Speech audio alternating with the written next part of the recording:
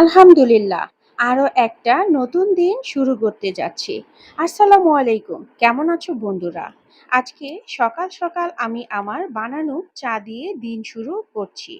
এটি আমি হাতে বানিয়েছি। প্রথমে গরম পানি দিয়ে আমি এটি খেয়ে তারপর আমার সকালটা শুরু করি। আজকে সকালে আমার হাতের কিছু কাজ ছিল। জিপসাম দিয়ে বানানো কিছু শোপিস। এই শোপিসগুলো আমি আমার লাস্টের যে ফিনিশিং টাচটা সেটি বাকি ছিল। তাই এগুলো আমি নিয়ে বসে পড়লাম এবং লাস্টের কাজগুলো করা শুরু করলাম। এই কাজগুলো আমার নিজের শখ থেকেই আমি করে থাকি।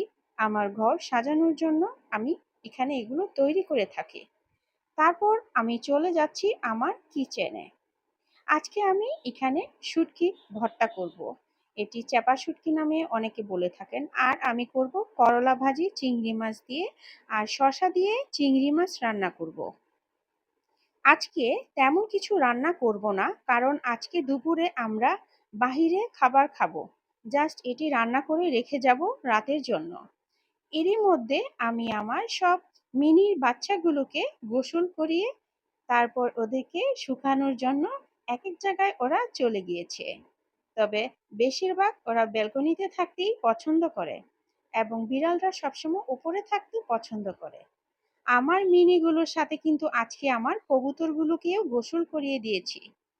ওরা গোসল করে নিজের মতো বসে আছে। যাক, চলুন এবার রান্নাঘরে আসা যাক। এদিকে আমি শসা চিংড়ি মাছ দিয়ে রান্নাটা করে নিচ্ছি। তাড়াতাড়ি, যেহেতু আজকে বাহিরে যাব তেমন কিছু রান্না করব না। তাই আমার রান্নাটা কমপ্লিট করে আমি কিন্তু রেডি হয়ে যাচ্ছি বাহিরে যাওয়ার জন্য। আলহামদুলিল্লাহ, আমরা চলে যাচ্ছি বাহিরে। আমার সাহেব বাহিরে দাঁড়িয়ে আছে। আমরা এখন চলে যাব সুলতান ডাইনে, কারণ আজকে দুপুরের খাবারটা আমরা সেখানেই খাবো। তো সুলতান ডাইন তো মিরপুর 10 নম্বরে। আমরা সেখানে যাওয়ার জন্য রওনা করলাম। আজকে যেহেতু ছুটির দিন তাই কিন্তু রাস্তাঘাট মোটামুটি ফাঁকাই ছিল। রাস্তাঘাটের আশেপাশের দৃশ্যগুলো দেখতে দেখতে কিন্তু চলে যাচ্ছিলাম আমরা আমাদের কাঙ্ক্ষিত স্থানে। তো আজকে আমাদের যাত্রা শুরু করলাম এবং আমরা কিন্তু বেনারসি পল্লীর সামনে দিয়ে যাচ্ছি। এখানে কিন্তু বাংলাদেশের সব বিখ্যাত শাড়িগুলো পাওয়া যায়। এটি হচ্ছে মিরপুর বেনারসি পল্লী। দেখো বন্ধুরা, কত সুন্দর করে শাড়িগুলো লিখে দিয়েছে। এখান থেকেও তোমাদের জন্য একদিন একটা ভিডিও অবশ্যই আমি নিয়ে আসব। তো আমরা দেখতে দেখতে চলে এসেছি আমাদের সুলতান ডাইনে।